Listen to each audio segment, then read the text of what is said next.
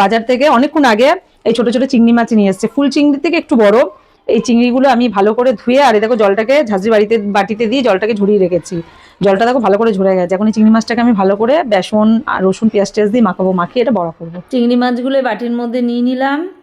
এবার এর মধ্যে দিয়ে দিচ্ছি দেখো বেশ খানিকটা পেঁয়াজ কুচি, দিয়ে দিচ্ছি গ্রেট করা আদা রসুন কাঁচা লঙ্কা কুচি, ধনেপাতা কুচি, দিয়ে দেবো পরিমাণ মতো নুন, হলুদ গুঁড়ো, ধনের গুঁড়ো, জিরের গুঁড়ো, লাল লঙ্কার গুঁড়ো, গরম মশলার গুঁড়ো, আর দিয়ে দেবো দেখো পরিমাণ মতো বেসন, আর দিচ্ছি একটা ডিম ফাটিয়ে। এবার সমস্ত কিছু খুব ভালো করে দেখো মেখে নেব। বেসনটা একটু কম মনে হচ্ছে, আরও 2-3 চামচ দিয়ে দেবো, আবারও ভালো করে মাখিয়ে নেব। এই দেখো চিংড়ি মাছটাকে দেখো খুব সুন্দর করে মাখিয়ে নিয়েছি, এরকম পুরো আঠা আঠা করে চিংড়ি মাছটাকে মাখাতে হবে। এবার আমি কড়াই বসিয়ে দেবো। তেলটা গরম হয়ে গেছে, গ্যাসের ফ্লেমটা মিডিয়ামে রেখে পকোড়াগুলো এবার ভেজে নেবো আমি।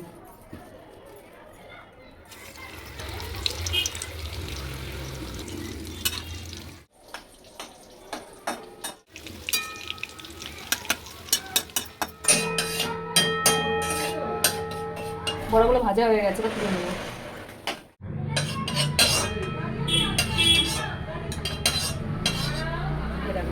ঠিক আছে, বড়গুলো কি সুন্দর ভাজা হয়েছে। বড়গুলো ভেজে নিয়ে চলে এসেছি। এবার খেয়ে দেখি বড়গুলো কেমন হয়েছে খেতে।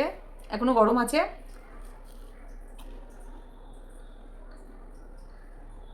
খুব সুন্দর হয়েছে, আর খুব মুচমুচে হয়েছে খেতে।